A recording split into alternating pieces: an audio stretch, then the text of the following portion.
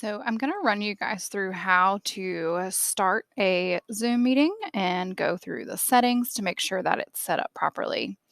You have two ways that you can begin a Zoom meeting. You can do it straight from within Canvas, or you can go to zoom.com and log in. So, I'm going to show you both. The first one I'm going to show you is going through Canvas. So, you should have Zoom over here on your left side in your course links. If you don't, you will need to go to settings and go to navigation, and it might be in this bottom group, and you will need to drag it up and hit save. So once you do that, it should definitely appear over here, and I'm going to click on this. And you'll notice a new tab pops up, and that is the Zoom window. And I can go to schedule a new meeting. And if you've already scheduled a meeting, you can also edit those by clicking on this. So if you need to change your settings, you click on that and then go to edit this meeting. Okay, so I'm going to schedule a meeting and walk you through the settings. For description, you don't have to put anything there. For when, that would be your date. And let's see, we can start at 8 a.m. and we'll go 5 hours. And you can do reoccurring every day. It'll only let you go to a certain point, and see, mine lets me go to October 28th. So come October 27th, or October 28th, I'll want to go in and make a new meeting, and it will give me a new link, and I'll have to update it. You're going to leave the registration required box unchecked. Security, if you want to do a passcode, this is where you would put that in. You would just need to make sure you share that passcode with students via Canvas somehow, whether it's putting it under the link or putting it in announcements, that kind of thing. You definitely want waiting room on. That is going to put students in a waiting room where you personally have to allow them into the Zoom call. Your host video, most likely on. Your students' videos, that would be up to you, but I'm going to guess you want those on. Audio, you can do both. Worst case, if a student's audio on their laptop or their Chromebook is not working properly, they can always call in with their telephone and use the webcam. So that's why it's good to leave on both, just in case you run into that. Do not click enable join before host. That will allow the students to get in before you, and that's not ideal. You may choose to mute students upon entry so that they cannot speak to each other right away, and they will only talk when you're ready for them to talk, essentially. You definitely need to not check this box. This is an issue we ran into. Folks had checked this box and it would not let students in. Authenticated users means that they're authenticated via email address. Our students do not have Zoom accounts through their email address, so this will not work and it will not let them in. So leave that unchecked. Record meeting automatically. I do like to set this up because it is easy to forget to start your recording. You can do it in the cloud. I believe it's stored for 30 days, and students can just access it directly through Canvas. Or you can do it on the computer, and that will give you a file, like an actual video file that will download to your computer when the meeting is finished. If you have a code teacher, you can put their name here. And we're going to hit save. Okay, and now we have our meeting details. This is the link right here that you're eventually going to want to copy to link to in Canvas. So that's how you set up in Canvas. Now I'm going to X out of this and I'm going to show you how you can set up directly through zoom.com. The advantage to going to zoom.com is that there's a little more control, additional settings that you can access. So you guys are going to sign in with Google with your teacher account. Okay, and you can see those same English 12 meetings are scheduled here that I made in Canvas. So in zoom.com, the actual website, you can go into settings, and these are sort of your default settings for all meetings. And you can go through and set those up here. So waiting room, you definitely want on. There's some options here for your waiting room if you would like to explore those. There's require a passcode. That would be up to you. We really are not supposed to be using the personal meeting room. So for everything that has to do with personal meeting ID, you can kind of disregard that. Embed passcode and invite link for one-click join. If you would like to do that, you can. Although I guess if you separate that passcode, it will give them one additional step, and that can provide an additional layer of security for you. This is that same authenticated users thing that we definitely want unchecked. And same here. So this is scheduling the meeting, whether you want the host video on and participant video on. It's the audio type. So these are defaults. So basically what this does is any meeting that you start from here on out will be defaulted to these settings. So that is the advantage to going to zoom.com and setting these up. That way, even if you decide to schedule the rest from Canvas, it will mirror these settings each time you start a new meeting. So you don't want them to join before you. This is that personal meeting room, which we do not need. You do want to mute them upon entry, most likely. This can send a reminder. So these are in meeting settings. If you want to turn the chat off, you can do that there. I recommend turning off private chat so that students cannot privately message each other. This is going to auto save the chat. There's a sound notification when someone joins or leaves. I recommend this, and you can make it so that it's just for you. This is helpful because if someone is in your waiting room and you're actively teaching, you'll get a notification. And then this is file transfer. So this allows you to send files in the meeting chat. If you definitely plan on attaching like PDFs, Word documents, things that are files from your laptop, you would want to put those or leave that on. This is really irrelevant. And then we don't need a survey at the end. If you want to allow co-hosts to have the same controls as you, you'll leave that on. If you would like to do polls, you can turn that on. Always show meeting control toolbar. So if you don't want the bar at the bottom to disappear, you can turn that on. Show Zoom windows during screen share. This is a key setting. Many of you did not like that when you were screen sharing, you could no longer see their faces.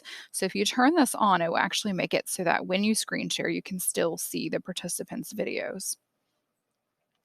For screen sharing, this says who can share. So if you don't want students to be able to share their screens, you'll click host only. And you can change this while you're in a meeting if you do change your mind.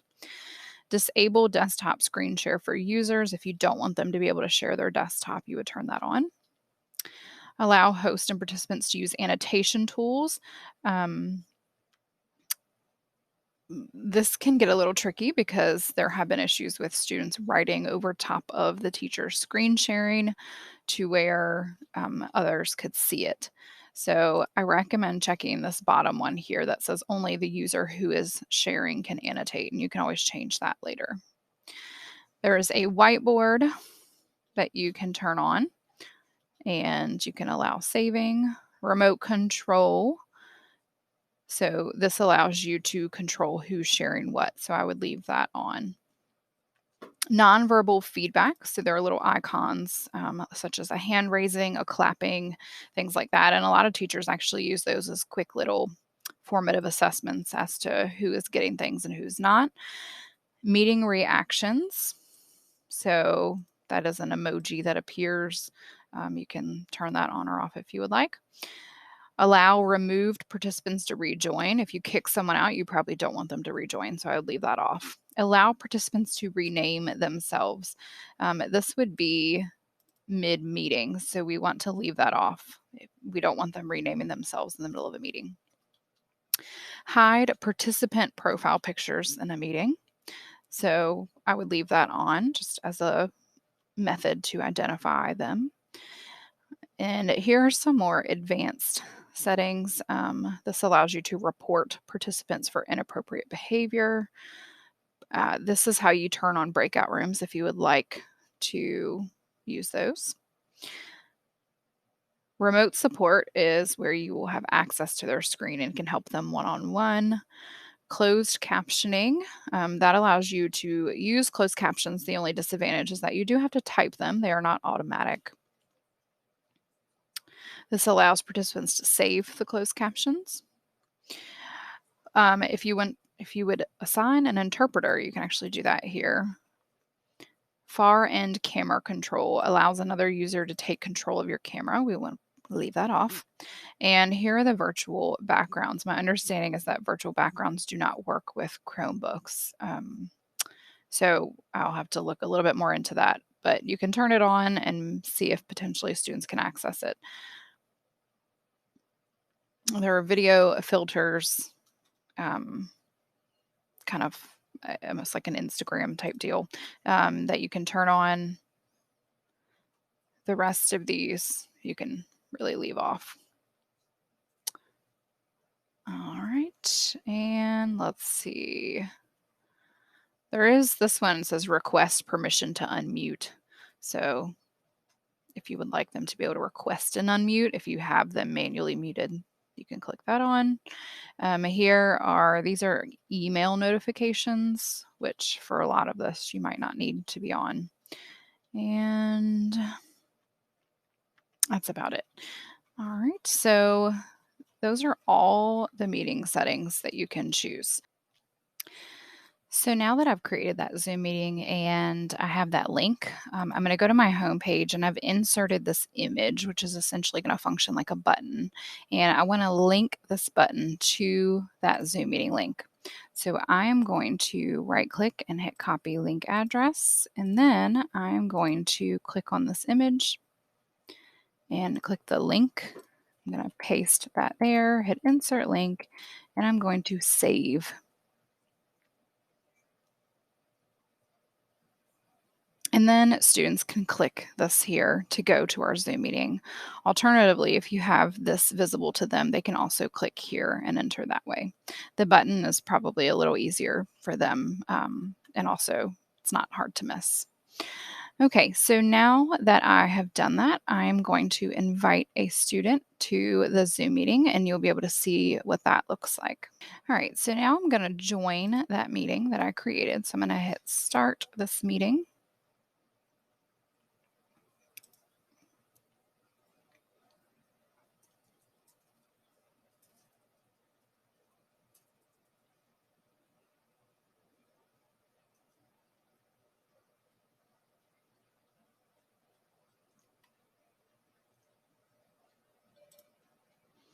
Okay, so you'll notice that in the meeting now, I have a message that says, John Doe, it's our test student, has entered the waiting room for this meeting. And notice it played a little noise to let me know that someone was trying to enter. You can click see the waiting room, and this is actually going to let you see who's in. You can actually send a message to everyone in the waiting room as well from here. So I'm going to let the student in.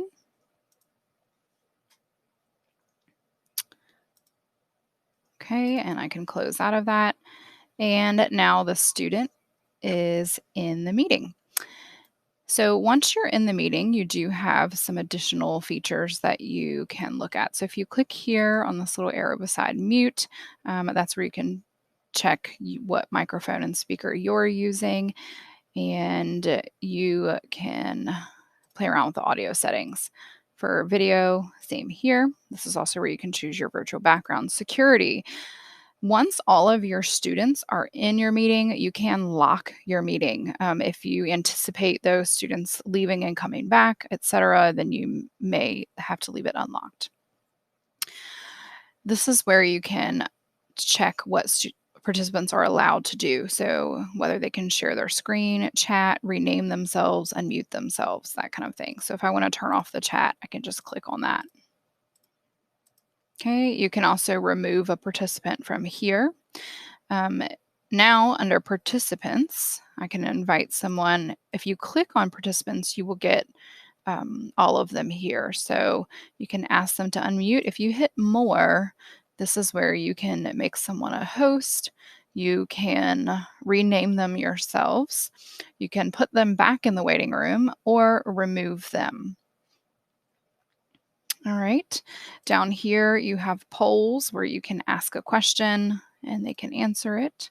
This is the chat, which right now is empty, but you can type a message here. And this is where, whoops, sorry about that. You can attach a file and let's see, share screen.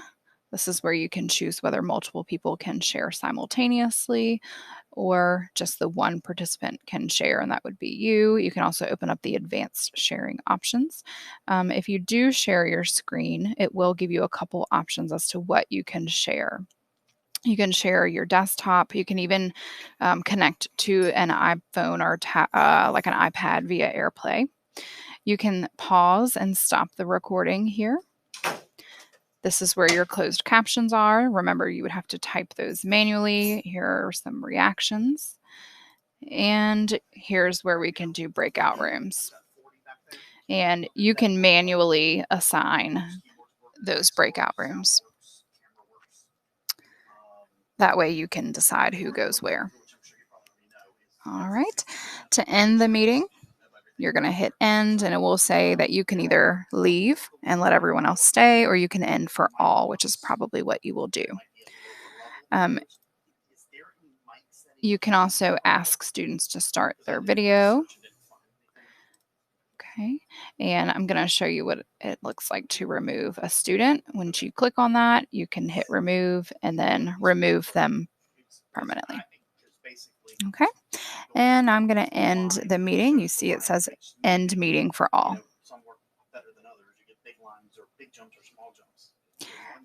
Now the video recording is working because I chose to do a downloaded file, and I'll show you what that looks like as well.